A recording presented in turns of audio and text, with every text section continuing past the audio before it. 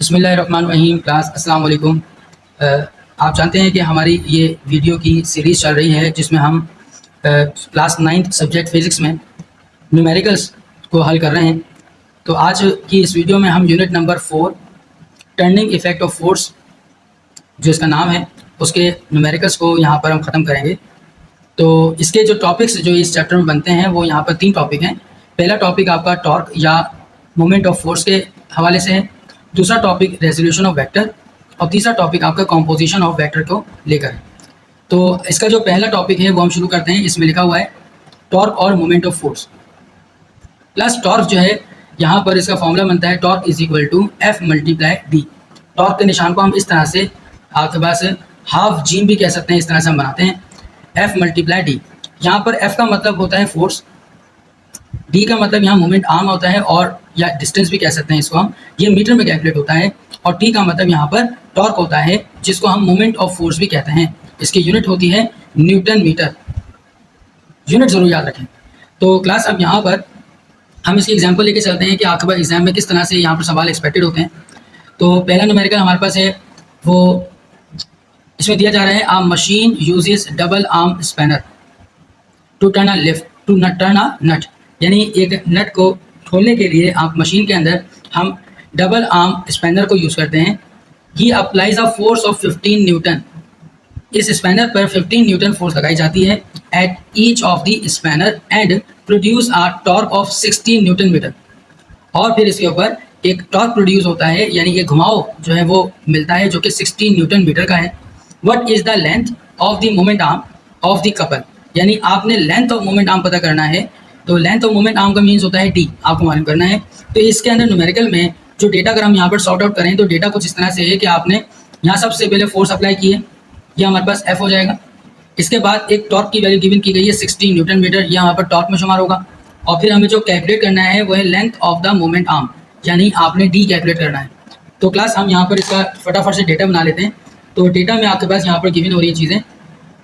सबसे पहले फोर्स की वैल्यू गिवन की गई है, force is equal to 15 newton. इसके बाद आपको टॉर्क गिवन हुआ है, तो टॉर्क की वैल्यू आपके पास यहाँ पर मिल रही है 60 न्यूटन मीटर। और इसके साथ साथ आपको इसके लेंथ ऑफ मोमेंट आर्म निकालना है जो कि डी होता है, वो हमें क्वेश्चन मार्क दिया हुआ है। इसका जब हम सॉल्यूशन करेंगे तो सॉल्यूशन में हम करेंगे यूजिंग फार्मूला।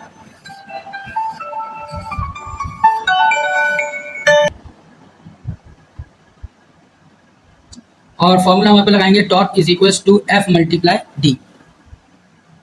चूंकि हमें सवाल में डी कैलकुलेट करना है तो इसके साथ एफ मल्टीप्लाइड हो रहा है, हम इस साइड पर लेके जाएंगे तो टॉर्क के साथ नीचे डिवाइड हो जाएगा एफ इज इक्वल टू, यहाँ पर डी सेपरेट हो जाएगा। पर आपको नज़र आ रहा होगा कि हमारे पास ये ऊपर टॉर्क है और नीचे फोर्स है।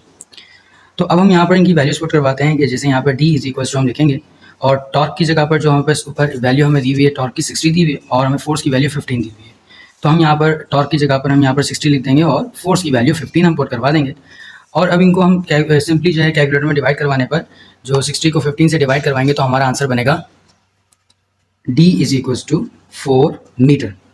यानी ये जो आपके पास मोमेंट आर्म है ये हमारे पास मीटर में कैलकुलेट होता है, और यानी हमने 60 को जब डिवाइड 15 से किया कैलकुलेटर में तो हमारा आंसर 4 मीटर निकला। अब प्लस ये तो हमारा एक न्यूमेरिकल हो गया, बहुत ही ईजी सा न्यूमेरिकल है और ये टॉर्क के ऊपर ही आ जाता है। इसी से रिलेटेड एक और न्यूमेरिकल हम यहाँ पर डिस्कस कर लेते हैं ताकि ये भी न्यूमेरिकल हमें क्लियरली तौर पर समझ में आ जाए। लिखा हुआ है अ स्पैनर ऑफ 0.3 मीटर लेंथ। आप गौर करें कि स्पैनर की आपको यहाँ पर लेंथ दे दी गई है और can produce a torque of 300 newton metre, और उसके अंदर जो टॉर्क प्रोड्यूस होता है वो 300 न्यूटन मीटर का है। तो एक वैल्यू हमें मीटर में दे दी गई लेंथ की और एक वैल्यू हमें दी गई टॉर्क। अब डिटरमाइन हमें करना है फोर्स अप्लाइड ऑन इट। तो कभी कभी हमें कन्फ्यूजन क्रिएट हो जाती है कि ये जो आपके पास मीटर में दिया जा रहा है ये वैल्यू किसकी है। तो अगर आप यूनिट को ध्यान में रखेंगे ना तो यूनिट के जरिए आप उसको जज कर पाते हैं। जैसे कि हमने थोड़ी देर पहले डिस्कस किया कि टॉर्क का जो फॉर्मूला होता है वो होता है torque is equal to F multiply D. टॉर्क की यूनिट होती है न्यूटन मीटर, फोर्स के लिए न्यूटन यूज़ करते हैं और मोमेंट आर्म के लिए डी इस्तेमाल करके हम यहाँ पर इसकी यूनिट मीटर लेते हैं। तो यहाँ पर देखें तो ये जो आपके पास यहाँ पर 0.3 मीटर दिया हुआ है, इधर लेंथ लिखा हुआ है, तो आप इससे घबराना नहीं है, आपको ये वैल्यू जो है वो डी की ही मिली है। तो आपने पुट करवाना है यहाँ पर डी की जगह पर इसको। तो डेटा बना लेते हैं क्लास। इसके अंदर हमारा डेटा बनेगा कि फर्स्ट ऑफ ऑल हमें यहाँ पर एक वैल्यू दी गई कि 0.3 मीटर इसकी लेंथ है, हम इसको d is equals to 0.3 consider कर लेते हैं। फिर इसके बाद 0.3 मीटर लेने के बाद यहाँ पर टॉर्क की वैल्यू जो हमें दी गई है वो हमारे पास इस मरतबा 300 न्यूटन मीटर दी गई है, और हमें ये कहा जा रहा है कि आप डिटरमाइन करके बताइए इसकी फोर्स कितनी होगी। So force is equals to question mark. अब इसका सॉल्यूशन हम जब करेंगे तो ये बहुत ही आसान सी यहाँ पर ये भी बात है। सॉल्यूशन करने पर हमने सबसे पहले फॉर्मूला अप्लाई करना है, और फॉर्मूला हमारे पास होता है torque is equals to F multiply by D. Torque आपको इस मरतबा फोर्स मालूम करना है तो डी जो है यहाँ मल्टीप्लाइड हो रहा है, इस तरह जाके डिवाइड हो जाएगा, तो टॉर्क अपॉन ये डी बन जाएगा इज इक्वल टू यहाँ पर एफ बन जाएगा। पहले एफ को सेपरेट कर लिया हमने, और एफ इज इक्वल्स टू हमारे पास टॉर्क की वैल्यू पुट करवाएंगे वो है 300, और डिस्टेंस की वैल्यू जो है वो हमारे पास कितनी है 0.3। इन दोनों को आपस में डिवाइड करवाने पर जो फोर्स का आंसर हमारा बनेगा वो ये है 1000 न्यूटन। ठीक है क्लास। तो आपने यहाँ पर एक और चीज़ मैं आपको बताते चलूँ कि कुछ स्टूडेंट्स इस तरह से करते हैं कि ये जो फार्मूला मैं पहले से यहाँ पर प्रिपेयर करता हूँ कि यहाँ मल्टीप्लाइड हो रहा है, इस तरफ आके डिवाइड होगा, पहले मैं फार्मूला बनाता हूँ उसके बाद वैल्यूज पुट करता हूँ। आप ये तरीका क्या भी एडॉप्ट कर सकते हैं, या आप इसकी जगह एक और तरीकाकार है जिसमें हम लोग यहाँ पर डायरेक्टली इसको हम पुट आउट करवा लेते हैं। मैं आपको करके दिखाता हूँ कि जैसे torque is equals to F multiply D formula है हमारे पास। यहाँ पर टॉर्क की जगह पर आप वैल्यू पुट करते हैं 300, जो टॉर्क की वैल्यू है एफ हमें मालूम करना है, और डी जो है वो 0.3 है। अब ये नीचे आके डिवाइड हो जाएगा तो एफ का आंसर बनेगा 300 डिवाइडेड बाय 0.3, और आंसर विल बी 1000 न्यूटन। तो क्लास आप इनमें से कोई भी तरीकाकार यूज़ कर सकते हैं, ये आपकी मर्जी है। ठीक है, तो ज़्यादा फिजिबल ये लगता है तरीकाकार मुझे, तो मैंने इसको ही ज़्यादा करने की कोशिश करी। तो हमारे पास ये जो न्यूमेरिकल थे टॉर्क के रिलेटेड पहला टॉपिक तो हमारा वो कवर होता है, और इस पर ये जो सेल्फ टेस्ट मैंने आपको दिया है, ये सेल्फ टेस्ट जो है आपके लिए एक बड़ी बेहतरीन सी प्रैक्टिस होती है कि आपको उसी के जैसा न्यूमेरिकल दे दिया जाता है ताकि आप अपने आप को करके यहाँ पर ट्राई कर सकें कि आपको समझ में कितना है। ठीक है, और आपको आंसर भी यहाँ दे दिए जाते हैं ताकि आप अपने आंसर्स को भी मैच कर सकें। तो उम्मीद है कि आप यहाँ पर इस सेल्फ टेस्ट को ज़रूर सॉल्व करेंगे ताकि आपके एग्जाम में आप इसको क्रैक कर पाएँ। सो क्लास हम अपने अगले टॉपिक की तरफ चलते हैं। अगला टॉपिक जो इसी चैप्टर का है वो है रेजोल्यूशन ऑफ वेक्टर, और आपको मालूम होगा रेजोल्यूशन ऑफ वेक्टर के ऊपर हमारे पास बोर्ड में लॉन्ग क्वेश्चन भी आता है। ठीक है, उसके फॉर्मूले पे हम बात करेंगे रेजोल्यूशन ऑफ वेक्टर पर कि अगर फोर्स के दो हम जो कंपोनेंट्स मालूम करते हैं तो वो होता है F X is equal to F cos theta, F Y is equal to F sine theta. यानी एग्जाम में जब ये सवाल आता है, इसके ऊपर न्यूमेरिकल आता है, तो ये दोनों चीज़ें हमें एक साथ मालूम करने को दी जाती हैं। यहाँ ये समझ लीजिए कि एफ एक्स का मतलब, एफ वाई का मतलब, यहाँ पर जो वेरिएबल्स दिए गए हैं इनका मतलब क्या होता है। जब आप इसके न्यूमेरिकल सॉल्व कर रहे होंगे डेटा बनाते वक्त, तो आपको एफ एक्स का मतलब यहाँ पर ध्यान में रखना होगा कि वो हॉरिजॉन्टल कॉम्पोनेंट होता है। हॉरिजॉन्टल मीन्स होता है आपके पास इस तरह से एक्स एक्सिस वाली कॉम्पोनेंट को बोलते हैं हॉरिजॉन्टल, और एफ वाई का मतलब होता है वर्टिकल कंपोनेंट। और वाई एक्सिस किस तरह से होता है, आपको पता है कि वाई एक्सिस हमेशा वर्टिकल डायरेक्शन में होता है। ये हमारा वाई एक्सिस होता है और हमारा ये एक्स एक्सिस होता है। इसी तरह से ये जो कैपिटल एफ लगा हुआ है सिंपली, तो वो रिजल्टेंट फोर्स कहलाएगी, यानी टोटल फोर्स। और थीटा जो है वो हम एंगल के लिए यूज़ करेंगे। ये तमाम के तमाम जो भी आपको ये कॉम्पोनेंट्स दिए जा रहे हैं और रिजल्टेंट फोर्स दी जा रही है, तमाम की यूनिट सेम है न्यूटन, और एंगल जो है हमेशा आपको डिग्री में मिलता है। अब इसका न्यूमेरिकल किस तरह से आपके पास एग्जाम में आता है वो हम यहाँ सबसे पहले देखते हैं। लिखा हुआ है find the two rectangular components. So ध्यान दीजिएगा बात पर, ये कहते हैं दो रेक्टेंगुलर कंपोनेंट पता करें। अब इतना सा ये अल्फाज लिख दिया तो आपको ये अंदाजा हो जाना चाहिए कि rectangular components, two rectangular component कहते हैं एफ एक्स और एफ वाई को मिलाकर बोलते हैं टू रेक्टेंगुलर कंपोनेंट्स। तो आपने एफ एक्स एफ वाई दोनों मालूम करना है। अब आगे देते हैं कि of the force of a force of 100 Newton which is acting at an angle of 60 degree with x axis। यानी हमारे पास वो जो फोर्स है, रिजल्टेंट फोर्स है, वो 100 न्यूटन की है और वो 60 डिग्री एंगल के ऊपर x एक्सिस पे बन रहा है। तो यहाँ पर नीचे कुछ वैल्यूज भी आपको दी गई हैं, जैसे sin 60 इज इक्वल टू 0.866 और cos 60 is equal to 0.5। Mostly exam में ये दोनों वैल्यूज आपको यहाँ पर न्यूमेरिकल में मिल जाती हैं। अदरवाइज अगर आप इनकी वैल्यूज को याद कर लें तो ज़्यादा बेहतर है। तो इसका डेटा बनाने की कोशिश करते हैं कि इसके डेटा में किस तरह से ये वैल्यूज़ को हम लिखेंगे। सबसे पहले तो आप यहाँ पर डेटा बना लें, और डेटा में हमने जो हमें चीज़ मिली थी वो हमारे पास फोर्स मिली थी 100 न्यूटन। तो हमने इसको यहाँ पर इस तरह कलेक्ट करना है कि F is equal to 100 newton. इसके बाद यहाँ पर टू रेक्टेंगुलर कंपोनेंट्स हमें आइडेंटिफाई करने को कहा जा रहा है। तो दो रेक्टेंगुलर कंपोनेंट बनेंगे, एक बनेगा Fx जो हमें मालूम करना है नंबर 1, और इसके साथ साथ हमें दूसरा मालूम करना है, दूसरा जो रेक्टेंगुलर कंपोनेंट है वो है Fy ठीक है क्लास। तो एफ एक्स का मतलब होता है आपके पास हॉरिजॉन्टल और एफ वाई का मतलब होता है वर्टिकल, और दोनों को मिला के बोलते हैं टू रेक्टेंगुलर कंपोनेंट्स। अब आप आगे चलते हैं कि इसके अंदर हमें जो एंगल की वैल्यू दी गई है, यानी एंगल बोलते हैं थीटा को, तो वो हमें 60 डिग्री दिया गया है। This is very important question according to paper point of view. ये बहुत दफ़ा आ चुका है सवाल, तो इसको बड़ा एहतियात से और अच्छे तरीके से इसको समझें आप। यहाँ पर इसके अंदर तमाम डेटा बनाने के बाद हम इसके सॉल्यूशन की तरफ बढ़ते हैं। तो सॉल्यूशन में हम यहाँ पर एक बीच में एक लाइन लगा लेते हैं और एक जगह पर एफ एक्स को सॉल्व कर लेते हैं और एक साइड पर हम एफ वाई को सॉल्व कर लेते हैं। So let me start now. हमने यहाँ पर सॉल्यूशन करना है और सॉल्यूशन में सबसे पहले हम लिखते हैं एफ एक्स का formula. The formula of F X is F X is equal to F cos theta, और यहाँ एफ वाई का फॉर्मूला लिख लेते हैं F Y is equal to F sine theta. अब इन दोनों की वैल्यूज को पुट करवाते हैं। F X is equal to, सबसे पहले जो फोर्स की वैल्यू हमें दी गई थी वो हमें 100 दी गई थी, तो हम 100 पुट करवा लेते हैं कि फोर्स की वैल्यू 100 है, और फिर कॉस एज इट इज लिखेंगे और यहाँ पर आ जाएगा 60 degree. Then F X is equal to 100 as it is लगाएंगे, और cos 60 की वैल्यू आपको सवाल के अंदर ही बताई गई थी कि cos 60 की अगर आपको ज़रूरत पड़े सवाल के अंदर तो आप इसकी जगह पर लिखेंगे 0.5। तो क्लास यहाँ पर आपने इस cos 60 की जगह पर 0.5 लिखना है, तो यहाँ पर हमने लगा दिया 0.5। जब हम 100 को 0.5 से मल्टीप्लाई करवाएंगे तो हमारा जो आंसर बनेगा वो बनेगा 50 Newton. Newton is a unit of force, तो हमने फोर्स की यूनिट लगा दी और इन दोनों को आपस में हमने कैलकुलेटर में मल्टीप्लाई किया तो हमारा आंसर बना 50 न्यूटन। इसके बाद क्लास यहाँ पर एक और चीज़ हमारे पास है और वो है एफ वाई की वैल्यू निकालना। सिंपली इसी तरह से होगा ये भी। तो F Y is equal to 100, पहले हमने वैल्यू पुट करनी है फोर्स की, और फिर साइन लिखकर जो थीटा की वैल्यू वो तो 60 हमें दी हुई थी वो हमने करनी है। फिर F Y is equal to 100, और फिर इसके बाद साइन 60 हम लेकर चलेंगे, और साइन 60 जो है हमारे पास पहले से दिया गया है जो है 0.866, क्वेश्चन में ही दिया गया, तो हमने यहाँ पर लिखा 0.866। अब इन दोनों को सिंपली मल्टीप्लाई करवा लेंगे आप, तो आपके पास जो आंसर इसका बनेगा वो बनेगा 86.6 बनेगा, और ये न्यूटन में बनता है आंसर। तो ये दोनों आंसर बन जाने के बाद आपके पास ये न्यूमेरिकल आपका कंप्लीट हो जाता है। क्लास 1 से 2 मरतबा इसकी ज़रूर प्रैक्टिस आपने करनी है क्योंकि ये बहुत इंपॉर्टेंट क्वेश्चन है आपका। तो इसके बाद यहाँ पर एक और हम सवाल लेकर चलते हैं बिल्कुल इसी बेस के ऊपर, मतलब रिगार्डिंग टू रेक्टेंगुलर कंपोनेंट्स। तो यहाँ पर सवाल ये भी एग्जाम में आ चुका है। थोड़ा सा इस सवाल को घुमाया था, लेकिन ये है कि इंशाल्लाह हम इसको समझेंगे तो हमारे को ये बहुत अच्छे तरीके से समझ में आ जाएगा।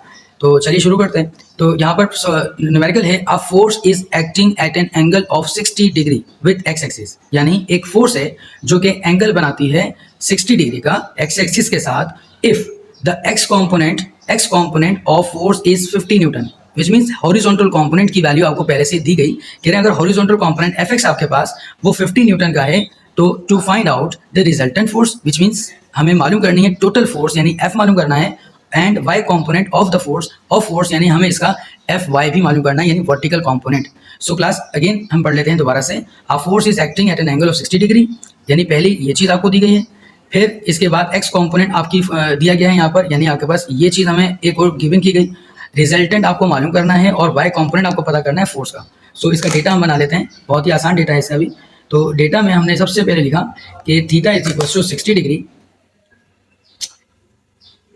नेक्स्ट आपके पास यहाँ पर मिला F X is equal to 50 newton. हमें यहाँ पर मालूम जो करना है पहले नंबर पे वो मालूम करना है एफ रिजल्टेंट फोर्स, और हमें दूसरे नंबर पे यहाँ मालूम करना है एफ वाई। तो इसके लिए फॉर्मूलाज बिल्कुल सेम फॉर्मूलाज ही यूज़ होंगे जो हमने अभी पीछे वाले न्यूमेरिकल में जो अभी लास्ट न्यूमेरिकल किया है उसके अंदर जो फॉर्मूला यूज़ होंगे, लेकिन हम किस तरह से फॉर्मूलाज को अप्लाई करेंगे। देखिए क्लास, आपको वैल्यू दी गई है एफ एक्स की, तो आप सबसे पहले एफ एक्स वाला फॉर्मूला लगाइए। We know that the F X is equal to F cos theta and the value of F X is 50 newton. ठीक है, तो हम या तो हम पहले ये कर लेते हैं कि अगर हमें फोर्स मालूम करनी है, ये एफ मालूम करना है, पहला काम हम करने जा रहे हैं फर्स्ट चीज़, तो कॉस थीटा इसके साथ मल्टीप्लाइड हो रहा है, इस तरफ लाके इसको डिवाइड कर लेते हैं, which means F X upon क्या हो जाएगा, ये कॉस थीटा हो जाएगा, और which is equal to capital F, which is equal to capital F. Then F is equal to values put करवाएंगे। The value of F X is 50 and the value of cos theta is 60 degree. Okay class, so हम इन दोनों को आपस में solve करेंगे। 50 as it is आ जाएगा, और cos 60 आपको पता है ये सवाल में ही हमें दिया गया है, cos 60 हमें 0.5 यूज़ करना है, तो हम इसकी वैल्यू 0.5 हम लगाएंगे। तो यहाँ लिख दिया मैंने इसको, और जब इसको टोटल ले लेंगे तो आपके पास इसको डिवाइड करवाने के बाद हमारा आंसर बनेगा इसका 100। 100 न्यूटन बनेगा। तो इस तरह से हमने इससे फोर्स की वैल्यू को कैलकुलेट किया। ओके, यानी एफ का फॉर्मूला ही मैंने अप्लाई किया है, बस इसको थोड़ा सा मल्टीप्लाइड और डिवाइड वगैरह जो हम लोग जो कोशिश करते हैं एक दूसरे वेरिएबल को सेपरेट करने के लिए, बस उसी मेथड को हमने यूज़ किया। और ऐसे न्यूमेरिकल्स हम पहले भी कर चुके हैं जिनमें हम वैल्यूज़ को इधर उधर लेकर जाते हैं। अब हम दूसरा टास्क अपना यहाँ पर लेके चलते हैं, और दूसरा टास्क हमारा जो है वो है एफ वाई का। ठीक है क्लास, सो एफ वाई हमें यहाँ पर मालूम करना है। एफ वाई मालूम करने के लिए सिंपली एफ वाई का फॉर्मूला हम लगाएंगे। The value formula F Y is F cos F sine theta. तो यहाँ पर एफ वाई अगर आपने कैलकुलेट करना है तो फोर्स की वैल्यू चाहिए। द फोर्स इज 100, जो हमने अभी पहले ही निकाल ली। तो 100 यहाँ पे लिखेंगे, साइन लगाकर यहाँ पर हम 60 डिग्री लगाएंगे, और फिर इसके बाद F Y is equal to यहाँ पर 100 आ जाएगा आपके पास, और साइन 60 की वैल्यू आपको ऊपर दी गई वो है 0.866। So we put the value 0.866, then multiplied both answers. F Y is equal to multiplying को करवाएंगे तो आपका जो आंसर है वो बनेगा 86.6। तो हम लिख देंगे 86.6 और यहाँ पर न्यूटन आ जाएगा। This is your another answer. ठीक है class, so hope you will understand this. ठीक है, तो ये सिर्फ और सिर्फ कोशिश आपके लिए इसलिए हो रही है कि आप क्लास एंड में रिवीजन की बहुत ज़रूरत होती है। आई नो दैट कि आप लोगों को ये सब कुछ आता है, लेकिन एक मरतबा जब चीज़ रिवाइज दोबारा हो जाती है किसी टीचर के हाथ, तो वो चीज़ और पक्की हो जाती है। तो ये है कि आपको इसकी प्रैक्टिस ज़रूर करनी है, एक दफ़ा ही इसको कर लें तो ये आपके लिए बड़ा बेहतरीन हो जाएगा। अब इसके रिगार्डिंग क्लास मैंने यहाँ पर देखिए, जैसे पहले ही सेल्फ टेस्ट देता रहता हूँ मैं आपको, यहाँ पर मैंने इसके लिए भी सेल्फ टेस्ट बना कर रखे हुए हैं। आप ज़रा गौर कीजिएगा, यहाँ पर हमने इसी तरह से ही ये 2 सवाल आपको दिए हैं। दोनों सवाल मैंने आपको करके दिखाए थे अभी पीछे, बिल्कुल वैसे ही सॉल्व होंगे, तो आपने ये सवाल सॉल्व करने हैं। अब क्लास हमारा यहाँ पर इस चैप्टर का आखिरी टॉपिक ये है, वो है composition of vector. Composition of vector, इसका सिर्फ और सिर्फ एक ही न्यूमेरिकल आपके पास है और इसका सेल्फ टेस्ट भी सिर्फ एक ही है। तो कॉम्पोजिशन ऑफ वेक्टर में आपके पास फॉर्मूला हम यूज करते हैं, F is equal to under root F X square plus F Y square.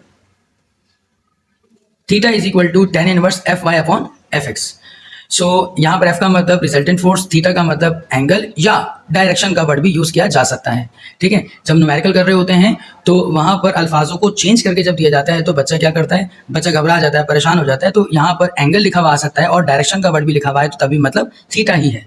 सो हम इसके न्यूमेरिकल की जानिब बढ़ते हैं कि जो एग्जाम में हमारे पास आया था वो न्यूमेरिकल ये है। The horizontal and vertical components of force are 4 newton and 3 newton respectively.